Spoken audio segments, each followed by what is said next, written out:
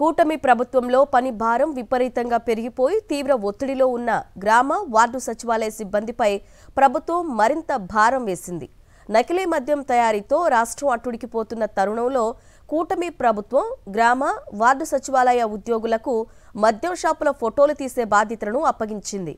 గ్రామీణ ప్రాంతాల్లో సచివాలయ పంచాయతీ కార్యదర్శులు, పట్టణ ప్రాంతాల్లో వార్డు అడ్మిన్ సెక్రటరీలు వారి పరిధిలో ఉండే మద్యం షాపులను ఫోటోలు తీయడంతో పాటు షాపు జియో కోఆర్డినేట్స్ వివరాలను ఆన్లైన్లో అప్లోడ్ చేయాలంటూ ఆదేశాలు వెళ్లాయి. నిన్న ఉదయాన్నే పలు జిల్లాలలో గ్రామ వార్డు సచివాలయ శాఖ అధికారులు, పంచాయతీ కార్యదర్శులు, వార్డు అడ్మిన్ సెక్రటరీలకు సమాచారం ఇచ్చారు. గ్రామ వార్డు సచివాలయ శాఖ డైరెక్టర్ ఆదేశాల మేరకు వెంటనే ఈ కార్యక్రమాన్ని చేపట్టాలని తెలిపారు.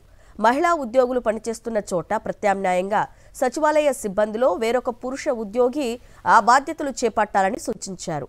దీంతో ఉద్యోగ సంఘాలు కూటమి ప్రభుత్వంపై తీవ్ర విమర్శలు గుప్పిస్తున్నాయి. ఉద్యోగులతో మద్యం షాపుల ఫోటోలు తీయించడం ఏంటని మండిపడుతున్నారు. దీనివల్ల ఏం ప్రయోజనమని ఆగ్రహం వ్యక్తం చేశారు. బెల్ట్ షాపుల కట్టడికి చర్యలు మానేసి ఇంత హడావిడిగా జియో ట్యాగింగ్ ఎందుకు చేయిస్తున్నారని ప్రశ్నిస్తున్నారు.